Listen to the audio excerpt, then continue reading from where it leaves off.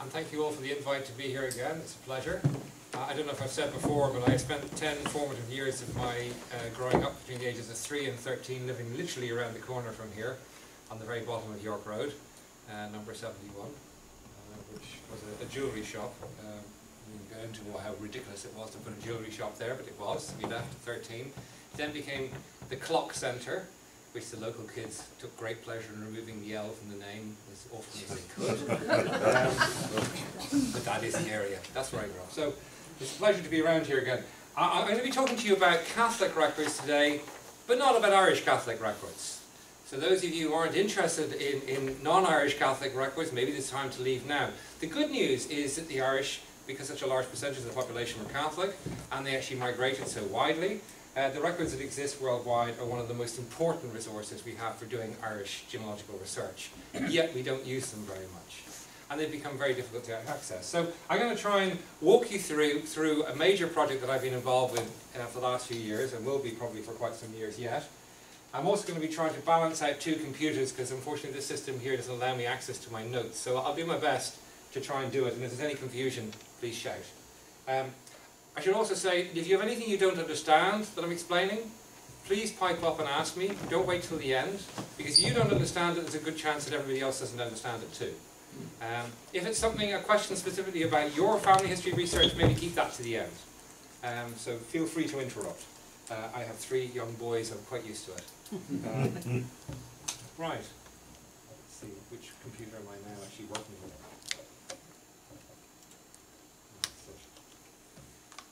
Okay, you'll remember that back in 2016 the National Library wonderfully published online for free the images they had from microfilm. Let's not talk about the differing quality of the microfilm. Some of it is good, some of it's not so good, but it was wonderful. It was free and it was accessible to all. And of course the moment we saw this take place at Findmypast, we went, right, well, the one thing everybody needs to have with this is a free index as well. So we set about actually indexing it, and not so unusually, though people think it's unusual, we worked in partnership with Ancestry, and the 2 companies came together to actually index these records and compiled a complete index of all of them, put them online for free. 7.3 million baptisms, 3 million marriages. I mean, you know a lot of this already.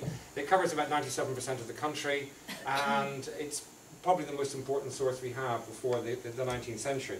Sorry, before 1901, the 1901 census. You'll be familiar with these images. I'm sure you've all used them at different times, probably you've driven yourself nuts trying to read them. I'm delighted to say that Findmypast has put some colour scanned images of Catholic registers online, as does our colleagues in Ancestry. But the one thing that Findmypast did do when it finished its indexing work is it put the indexes online for free. It made a commitment to have them online for free forever, because we wanted to mirror what the National Library was doing. And thankfully, because of our work, then I think Ancestry followed suit as well. So that was important. But once we did this project and we realized just how incredibly popular it was and how incredibly useful it was for our customers, we got a bit ambitious. Now, I'm assuming most of you will be familiar with the building on your left-hand side, that's St. Patrick's Cathedral in New York. This is the cathedral in Philadelphia to your right. Basically, we decided, right, what other Catholic records are out there and how valuable would they be for Irish research? Now, I had a sense of it, I've read enough. But I've never really worked on it clearly, and this is so in 2017, or 2016, 2017, we started to contact the dioceses in the US and the dioceses in Britain to start making their records available, which is a much more complex task than you might immediately think. So we launched in 2017 the Catholic Heritage Archive, and over the course of the last year and a bit, we've managed to actually start either adding these dioceses online, or we've now got these dioceses in our grasp to put online. And it includes, outside of Ireland, all of Scotland. The Diocese of Middlesbrough, the Archdiocese of Liverpool, the Archdiocese of Birmingham, the Diocese of Northampton, the Archdiocese of Westminster, the Archdiocese of Southwark. And across in the US, it's got the Archdiocese of New York, the Archdiocese of Philadelphia, the Archdiocese of Baltimore, alongside many others as well, Archdiocese of Chicago, Toledo, and so on. And we can go through more of those in detail. This has taken quite a lot of effort to actually achieve this extent of work, and it's turned into one of the major projects that Findmypast is involved in. So I want to tell you a little bit about why we've done this and how valuable it is to you. So why did we choose the places that we actually chose in the US, for example? well, and this is where I have the difficulty of working with two computers, our first diocese we focused on was Baltimore.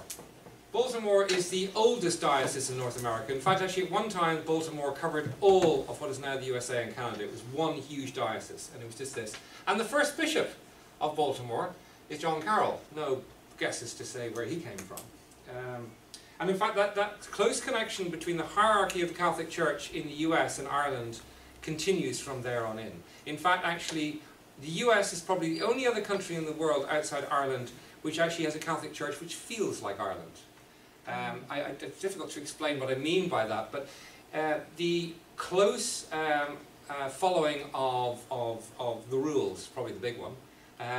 The Archbishop of Philadelphia in the 1860s and 70s was a close friend of Archbishop Cullen. The two of them crafted the Catholic Church in each country, very much in the mirror image of each other.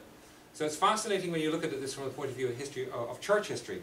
But of course, whilst we have an interest in that, our interest is actually in the genealogical records. So what did we do next? The next diocese we looked at was Philadelphia. Now I should say about Baltimore as well, is that Baltimore was a Catholic colony. It was the only Catholic colony set up of the original 13 colonies. Now it did have difficulties. They tried to shut it down later on. They created problems. But from the middle of the 17th century, middle of the 1600s onwards, Catholics were free to worship only there in Maryland, which has made Baltimore so important. There was one exception, which was Philadelphia, or I should say Pennsylvania. And Pennsylvania, of course, was set up by Quakers and Dissenters, and they offered freedom of worship. And in fact, actually, Mass was first publicly said in Pennsylvania in 1707, far before the remaining colonies in America. And the oldest Catholic church they have in Philadelphia was built in 1733. It still stands and is still in use. Let's just see. Then, of course, the third diocese that we focused on outside of Ireland was New York. It's turning out to be a little bit more complicated than I thought. Whoops, sorry, go back a bit. Used to actually moving around from one to another screen. New York, they built their first church in 1786, and I think what's interesting about this is the first Catholic church that was built. It was built on Boundary Street, which was just outside the walls of the city, because Catholics could not be inside the walls of the city. This was typical of the colonies at that time. Now, Boundary Street today is about as close to downtown Manhattan as you can possibly think of, but I mean, back then it was actually outside. But the degree of bigotry towards the Catholic population was very high at that time. So it was very difficult. Now, then moving aside from the US, in Britain, of course, our focus first and foremost was on the Archdiocese of Westminster.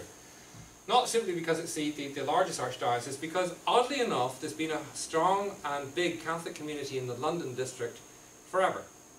It never stopped, despite the penal laws. And this, of course, is their fantastic cathedral in Westminster. And I just sort of throw in a cartoon to give you a sense of the degree of anti-Catholic bigotry that continued quite late. This is from a cartoon from 1850 from Punch magazine, because in 1850 finally the Catholic Church was able to have bishops again, and they treated it as a new Guy Fawkes. We'll come back to that in a bit, because I think that's an important story that needs to be dealt with. In fact, we'll deal with it sooner than you might think. So, Catholicism in the USA and Britain has a very different history. I want to actually describe a little bit of that history, because it will explain a little bit about the types of records that survive and why they're valuable. Let's start with the US. Now, we all know that the US was created and grown through immigration. This is Castle Garden, as you can see in the distance. The huge ships arriving in with huge numbers of people from the 17th century onwards. We're all aware of this. It's very much part of the national narrative. But it's not a clear story that exhibits in the national narrative. Here's an example of Castle Garden from 1871. It's actually thronged. I can promise you virtually every single person in Castle Garden on that day is Irish. And of course this is a well-known image of Irish immigrants leaving from Ireland. And we all know how important immigration is, but that is not the official narrative in the US. If you go to school in the US, you are not taught about that. The official narrative of the US is it's founded by Protestant dissenters, not Church of Ireland types, Episcopalians, it's by Quakers, by Baptists, who came to get religious freedom. That is the official narrative. Now, it's not entirely wrong, it's just it's only one story. It's only one of the many stories from Europe settling in North America. So really what I want to try and do here is unpick this a little bit. So I think one of the things you need to address, and I think we know this in this country better than anywhere else, and certainly as genealogists in this country you know it even only better, is that official historical narratives, state narratives, are usually full of dangerous assumptions. The first Europeans in North America, as we all know, were Catholic. They're Spanish, Portuguese, French. They are a core part of their history. But they were outside the 13 colonies that the English set up. So they don't figure in that national narrative, even today, within the school programme. The establishment in the 13 colonies, and the British establishment in general, and even the establishment after that, after independence, was particularly hostile to Catholicism. Sometimes they had reason for being hostile because of their connections, the sense that they could actually be a danger to the security of the state, but also for completely biased and bigotry. And as a consequence of which their importance in settlement was minimised. So I want to try and to explain this in probably better ways. To give you a sense of just how serious the anti-Catholic bigotry was in the US, this is a scenes from the riots that happened in 1844 in Philadelphia. They burnt down St. Augustine Church, which is here in 1844. They paraded or marauded through the streets of Philadelphia to drive Catholics out. They were known as the Know Nothing Party. They are the political antecedents of things we've seen quite recently. They identified themselves as a Know Nothing Party. They didn't want any time for any of these people, these newcomers and the rest of it. I'm not going to try and make a political speech around this, but this is a very core part of American history at that time. I want to give you a local example. This is actually one that humoured me hugely. Has anybody here ever heard of a place called Amherst Island? Yes. You have? Now I'm amazed that somebody's heard of Amherst Island, because I mean I was pretty convinced that nobody on the planet had heard of it except the people who live there. Because Amherst Island is pretty tiny. It's, I'll show you here, it's this little tiny scrap of land up there, you see? That's it. It's right on the coast of Canada and Lake Ontario, between the state of New York and the province of Ontario. Now, why is it important, and why am I using this as an example? Well, the official narrative is it was settled by Ulster Scots Presbyterians, and it was settled in the early 19th century, and it was settled by this man here. This man here is Sir John Johnson, a very prominent Anglo-American grandee of the day, and he had been granted the land in recognition of the great work by his father, Sir William Johnson, one of the great pre-revolutionary generals in America, who had been known as the Mohawk Baron. He had gone out to actually do deals with the Mohawk to create territory for the English colonies that were settling there.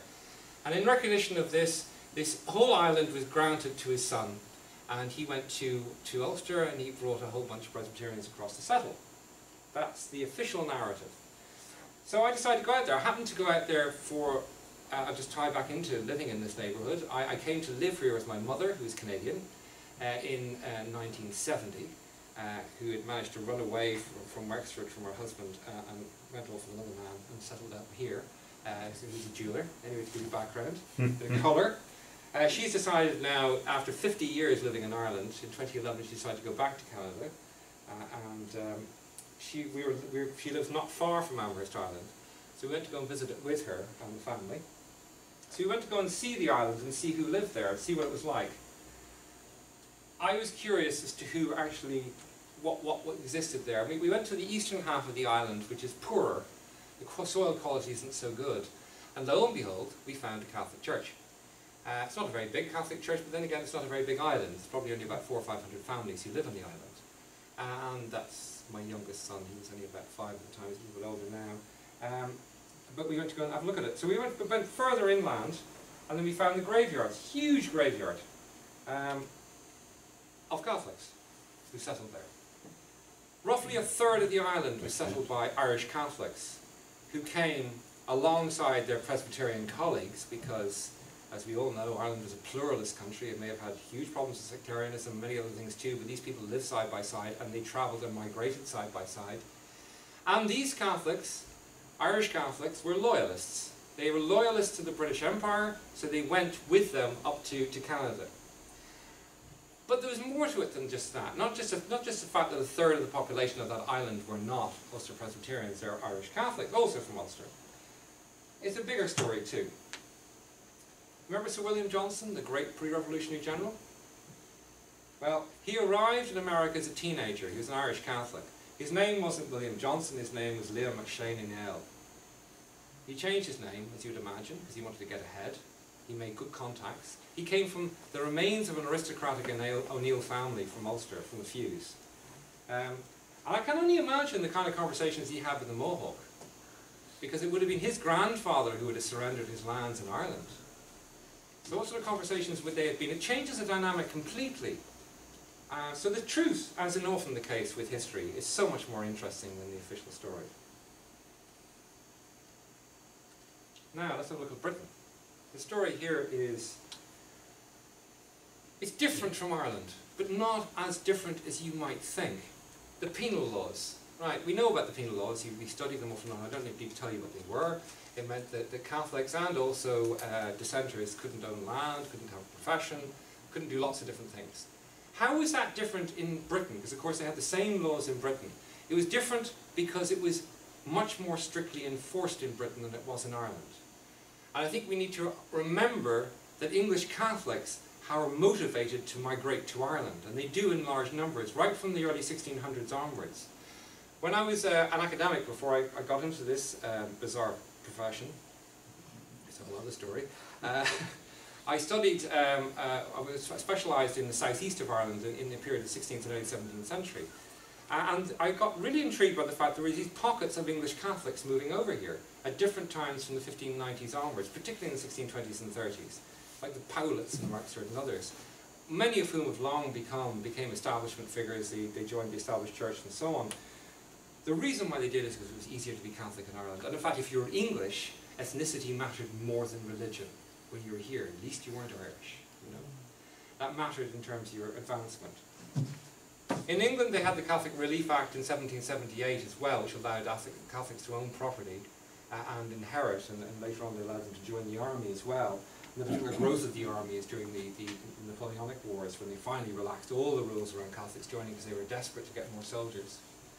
But when they did the Catholic Relief Act, what was the English population's response? Well, the biggest response was the Gordon riots in 1780, where mobs went through London, burning out Catholics, driving them out. I'll show you a picture of that in a bit. And of course the Catholic Emancipation Act, which we think of as very much of an Irish, because of Daniel O'Connell's important role within it, was an English act as well.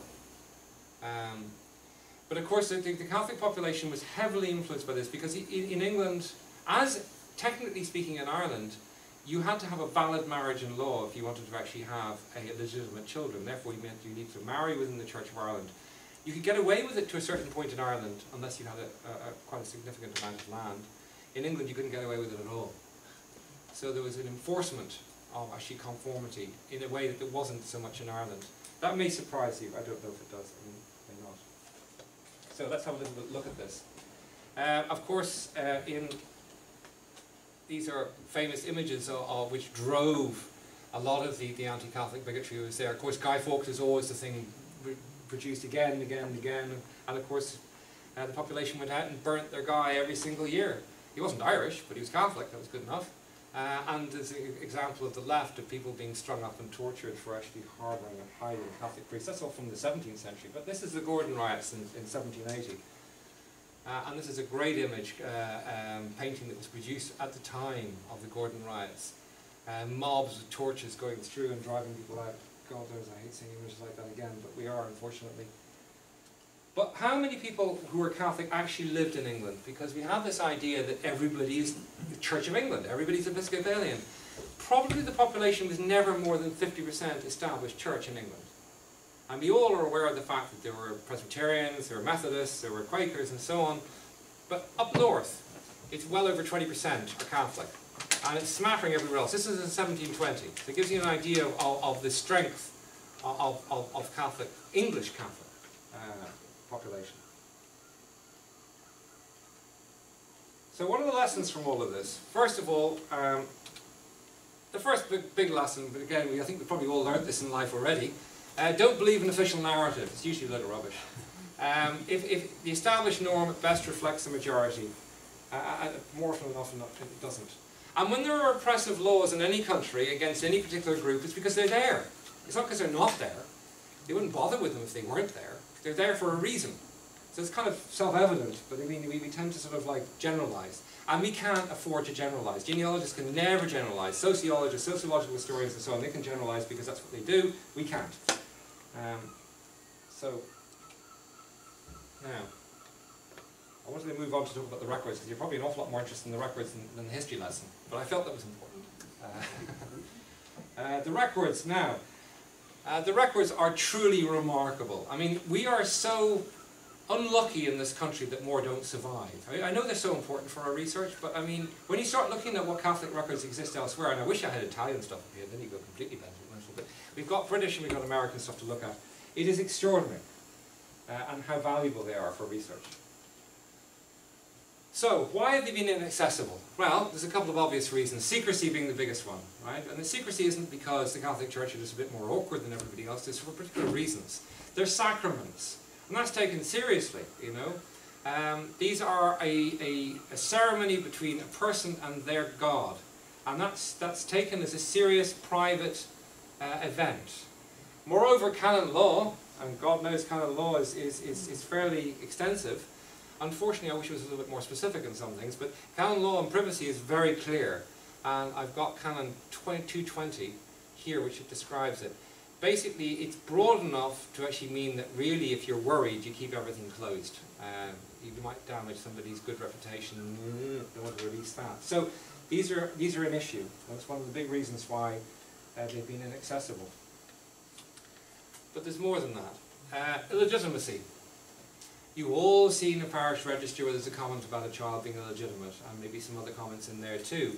The church is well aware of the marginal notations that are on these things. Sometimes it's not just because they're embarrassed by terms, sometimes it's real. In New York, we're putting up all of their baptismal records, but we're under strict instructions by their attorney in the diocese, the Archdiocese of New York, to hand go through every single baptism and make sure that there isn't any adoption information in there. Why? It's not because they're trying to hide adoption, it's because it's New York state law that adoption information is sealed forever. You could never get adoption information there. So they're scared of breaching state law. So that's why it's such a big deal there. Another reason why they're difficult to get access to is because of the language issue around them. I mean, I think we're all familiar with the difficulties here with dealing with Latin. And if you're dealing with Catholic records internationally, there's other languages as well. But I'm hoping that through the course of this discussion here, I can actually remove some of your fear. One of the great things about this stuff being in Latin is that priests who are good at Latin, and most of them were up in Ireland even up into the 19th century, they like to actually excel in the use of words. So here we have a lovely example here from this is quite early, from 1640s, of a Catholic parish register from Westminster, where we're told that Guilmus Gamblin, William Gamblin, he's vermibus esca. He's food for the worms.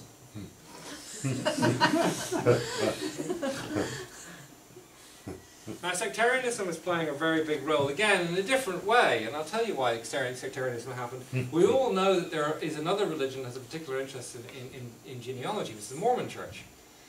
And the Catholic Church, like so many other things, was slow to get to grips with what the Mormon Church were doing, but as soon as they did, they decided to come down with it like with a ton of bricks.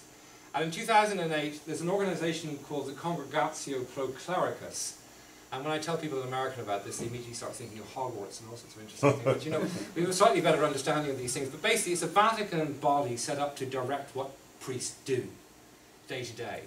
And they sent a letter out to all priests saying, don't let the LDS, the Mormons, microfilm your records. And there's a reason for this.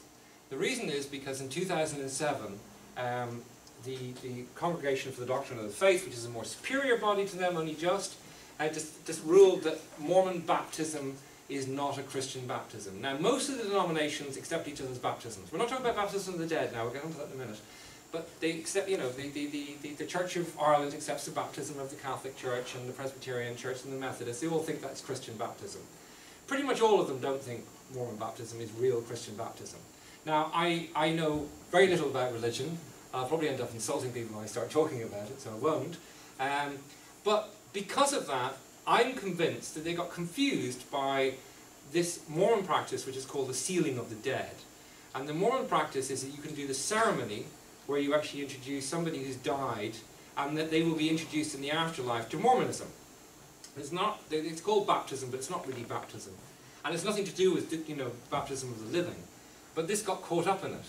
And as a consequence of which the Vatican kind of freaked out and they issued this, you're not allowed to do it anymore, because a lot of the Catholic dioceses were doing some work with the Mormons.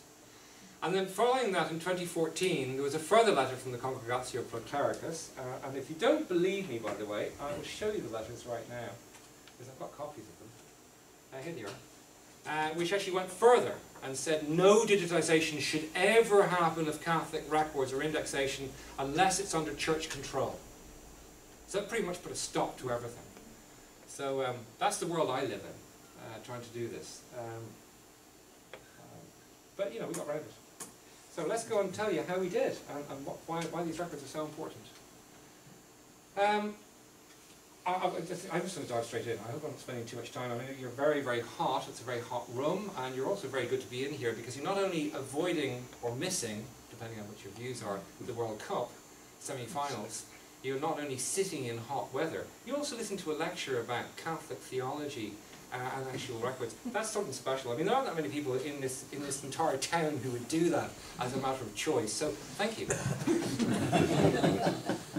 So, Catholic records are covered by regulations. And what are those regulations? I've mentioned canon law already. And canon law is pretty specific about it. Now, the canon law is a movable feast, right? Because it doesn't stay at any one point. It keeps changing over time. I got caught up in this particularly because I get into these conversations with archivists and chancellors and dioceses. We have to argue the odds over whether they should do things or not. So I've become relatively familiar with an awful lot of canon law about the creation of registers. And it's been changing on a decade-by-decade basis for centuries. And in fact, actually trying to find at which point certain bits apply is quite tricky. You also then have local tradition plays a role in it, which is you know, very important for you to be aware of when you're looking at these records. We have the language issue, which I mentioned before, and then we have the biggie, the introduction of Netemere in 1907, which comes into effect in Easter 1908. And when they brought in Netemere, it was an effort to try and regularize the church, to stop marriages and baptisms happening where they shouldn't be happening, to try and make sure that people were genuinely Catholic, not just saying they were. And they become very strict about those rules. And because the Irish Church, and particularly the American Church, decided to follow rules carefully, I mean, the Italians and Spanish wouldn't do things that way, but they did. They kept these records really carefully. And of course, the Americans were even more hidebound by rules than the Irish. The Irish tended to put them to one side when need be. So that's the good news for us. The English, of course they follow the rules, because the English always follow the rules. So that's good news. So what records do we have? We have loads of different types of records. Let's just dive into them and look and see what we have. Baptisms. We're all familiar with baptisms, so I don't have to explain these too much. Here's an English language baptism from Philadelphia in 1903. Nice and simple to read. You've got the names, the parents, date of birth, the sponsors, and so on. We're all familiar with that. Let's get more interesting. This is a Latin baptismal register from Philadelphia in 1846. Now, I said to you before I wanted to try and make sure that you didn't find the Latin challenge. I'm assuming everybody here has dealt with Latin registers before, but I'm going to do it anyway just to make sure. This is an example of an Irish girl who's been born on the 15th of October in 1846. And the entry is what, day 15 Octobris, Brigitte Filio Johannes et Margarita Carey. Bridget, the daughter of John and Margaret Carey. Simple enough, isn't it? Let's have a look at another one. We're going to do not Irish for a moment, because I'm not going to do solely Irish people in this, because you've got to remember the Catholic Church outside of Ireland is an international body, particularly in America, where the Irish suddenly might have thought of themselves as being uniquely Irish and Catholic because they were Irish. They arrived, and everywhere they went to in America, they met loads of other Catholics who were German, Polish, Italian, and the rest of it, and suddenly they're in this melting pot, which is so important in terms of the Irish-American experience. So here we have an example of Anna Maria, Phil Legit, Jacobi, Milsner, ex Oberhausen, Bab, et Katharina Meger. Now that one entry tells you that Anna Maria is a legitimate daughter of James Milsner of Oberhausen in Bavaria, of Germany, and Katharina Meger. Wonderful information, wonderful information. So let's go on a little bit more of these. We also have places of origin showing up in more and more records. You probably can't see that clearly from that point of view. I've got them underlined here. Let's zoom in a bit. And you'll see the very top example here we have is, it's fairly easy to see, it's Hibernia's is the origin, Patrick Kane is the father, and then below it she got again the illegitimate note in there from Scotland. It's very common in American records to actually get places of origin, not just places of origin, not just country, but down to individual locations. This is an example from Chicago from 1900. These are records which are currently indexing. We've got about a quarter of them done. We'll have the rest of the entire Archdiocese of Chicago finished in the next 6 months. But again, extremely detailed in terms of places of origin. And we can have a look more of those in a bit. I want to deal with the different types of records first. Now, I mentioned the Temerae. The Temerae had a huge impact because you couldn't get married unless you proved you were Catholic already. So the baptismal records, they tried to tie up the records, make sure they were kept in concert. This is a record from, again, Philadelphia, and you get a baptism, the name of the person being baptized, the child's name, so parent's name, child's name, date, the sponsor is the priest, and on the right-hand column, you see this column here? It tells you that later on they got married, who they got married to, where they got married, and when they got married. That's the official form that the Irish priest should have been following, that they didn't. That's the actual format that should have been done according to the Temerae. I'll show you some more examples of this. If you zoom in on that column, you can see those are the individual marriages that have taken place, where they're taking place, and the date they've taken place in. Now, why is that useful for you? Well, you see, those sort of activities were being done long before the Temerae as well. Here's a marriage register again from Philadelphia from 1778. And again, we can zoom in on these because we're looking at marriages now. I'll look at a few of the examples. Oh good, I've got them written up here, that makes my life easier. Because this is a little bit more tricky. But if you can see the first three examples, they are relatively straightforward to follow. I've got the translations in there. The first one there is John George Bauer and Elizabeth Reinhardt, who have already been joined in Germany. So they get married, but they've already been married in Germany. But they obviously didn't go through all the various different stages, though. They have to finish it off in Philadelphia. The next people below them, Ignatius Schneider, who's the youngest Austrian from Vienna, age 17, and Catherine, daughter of Christopher Veal and Katharina. So you're getting their age, place of origin, names of parents. This is back in the 1770s. And so on. And again, I've consciously chosen not Irish people because I want you to realize that this actually affects everybody who's Catholic, and the Catholic world in America was much broader than just simply the Irish community. Here's another wonderful example from a marriage register. Look at the amount of information you get here. Augustus Berthold of Schuldenberg in Bavaria is 24 years old, legitimate son of Wendelini Berthold and Katharina Hermstadter, and he marries Magdalena Berninger of Eigenbill in Bavaria. Oh God, I hope my pronunciation is halfway right. He's 23 years old, legitimate daughter of Michael Berninger. And that's actually an early marriage record as well, so long before the Temerae. I want to tell you a little story about marriages, actually. This is one with a difference. I was doing work on the Chicago records, getting them ready, and I discovered this entire volume of marriages which made absolutely no sense to me, and I spent ages trying to work it out. And it's all about Irish people, so you'll feel a bit more at home. Here's an example. These are all from the 1890s. George W. Garrity, alias George W. McKellow, and Maria McNicola, alias Maria Staving, get married. Isn't that great? What's going on here? Let's go and have a look at a couple more of these so you can get an idea of my problem. John H. Hannigan, alias Henry, and Emily MacDonald, alias Silveria. Isn't that great?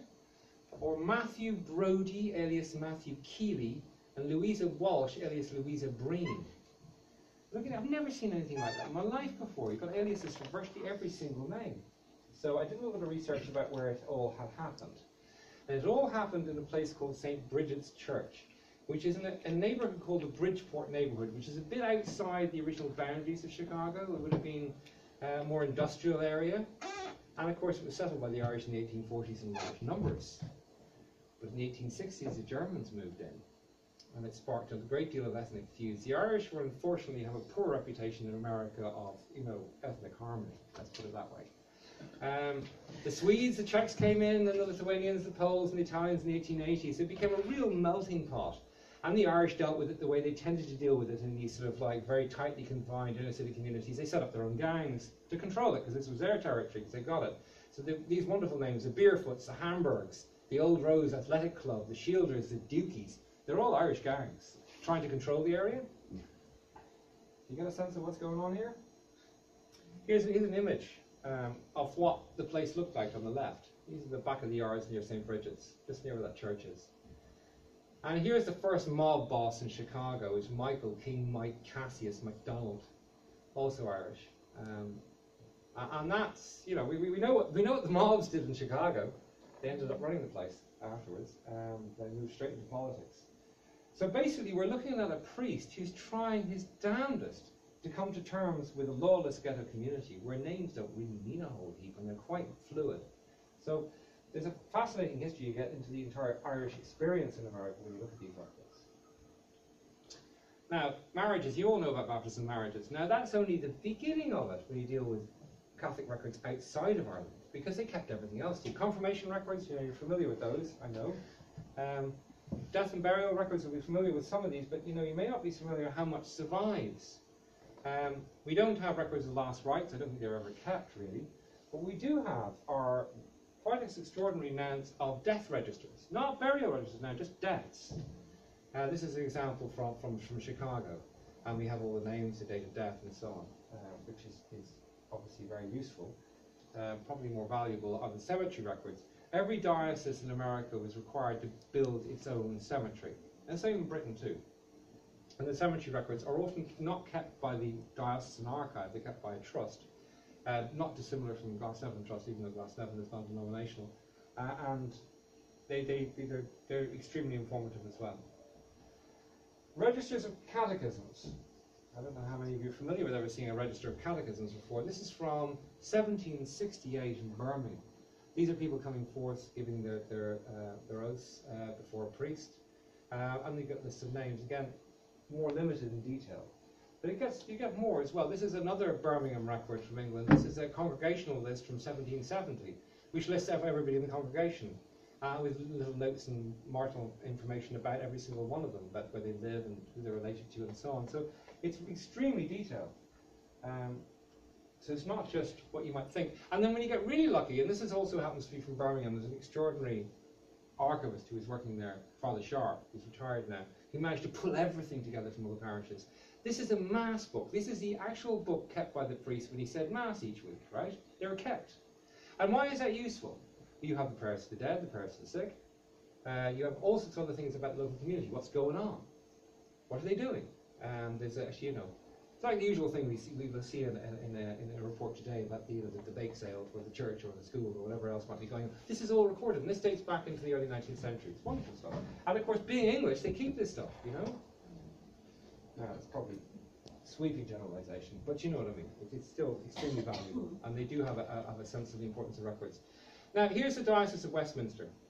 They carried out a census of all of the members of the church in 1893 throughout the entire diocese. And now every diocese is supposed to do this. And I think they all did, but only Westminster kept their copy of it that I found so far anyway. I've never come across a census like this from the late 19th century in Ireland, and if you have, please tell me. But it's wonderful because you get the names of the people who are you get the ages if they're children, only if they're children. You find out their occupation, and then you get all the religious information about how often they attend church, and have they gone through confirmation, and are they in a mixed marriage or in a Catholic marriage, and so on. Because they're in a pluralist society, these things are important. They need to understand this, and they need to find out whether the kids are going to Catholic school or not, because that's very important that children are being brought up properly. And then they have the priest's wonderful comments on the right-hand side. And I want to go and have a look at the comments because I love things like this. This is much more fun. So we have the first is a good Catholic. The next one, left school, got no work. Then we have the Lacey family. I'm from Wexford, right? So the Lacey's are well known, the Lacey families. And all the kids are in Catholic school, but they're wild and ruly savages. Then we have the next lady. She's a good widow, very poor. The next gentleman, invalid, bedridden. The next one, left school, no work. And I love the last one. It's a couple, right? It's a bad Catholic with a good Protestant wife. I can almost feel the priest's disappointment. I got the wrong one, you know. But this is why I think these things are so wonderful, because they give colour to your family history. It's not just making those connections. Now, when I last gave this presentation, I gave it in Rootstech in Salt Lake City. It's the biggest genealogical convention every year. And what I was really trying to focus there was about transatlantic connections. And I think it's really important for us too, in understanding what can be done with these records when we're trying to prove.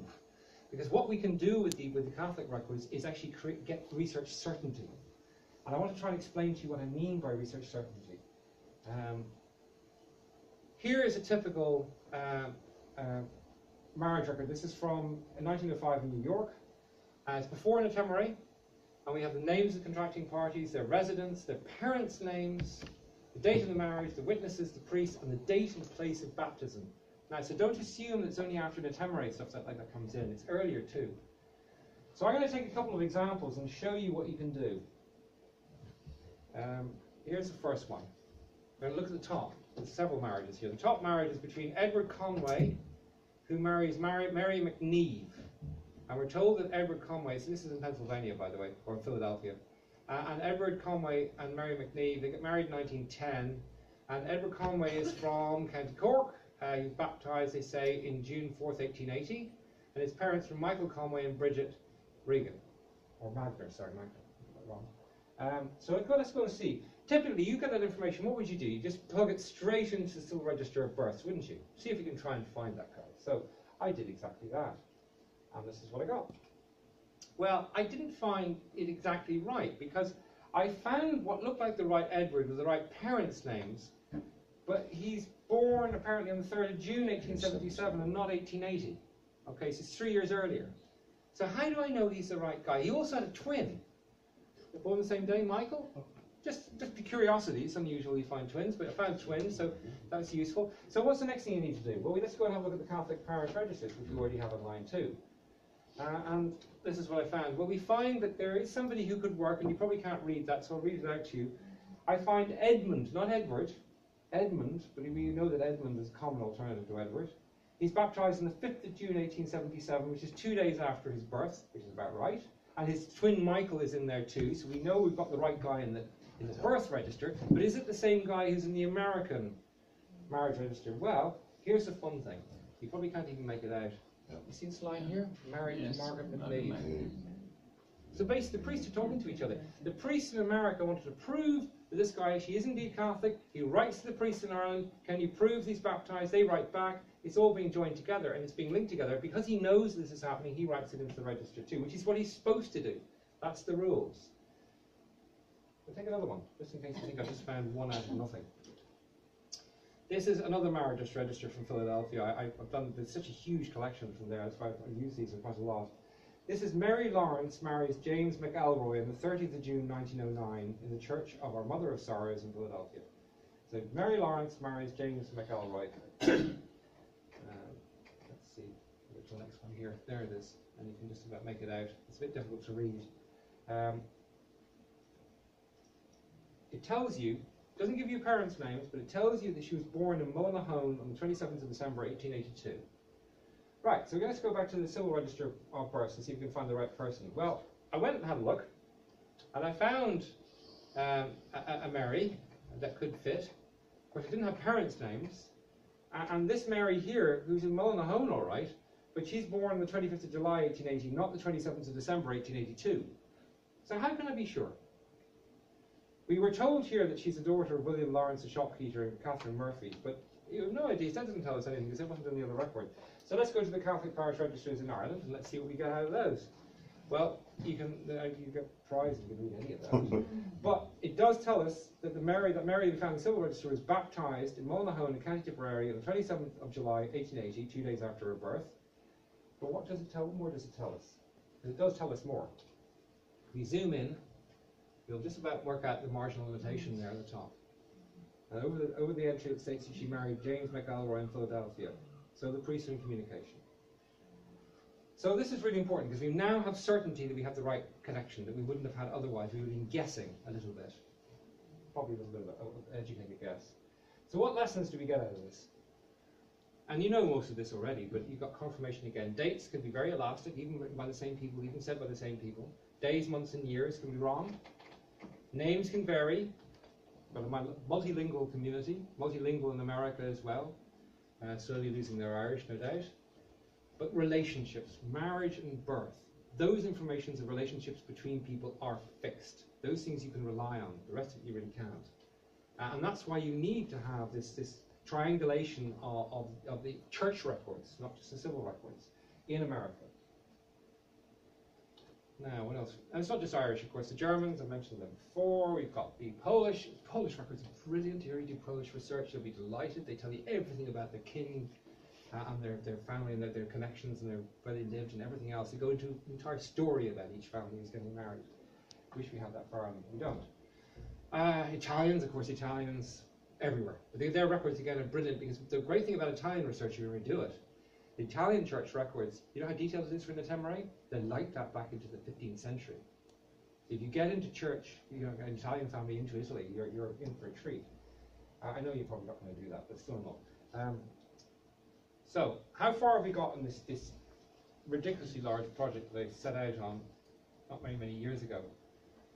Well, so far we've done the first pass, and I call it the first pass of the Irish parish registers. They really need to be done again. They need to be all imaged in colour again from scratch.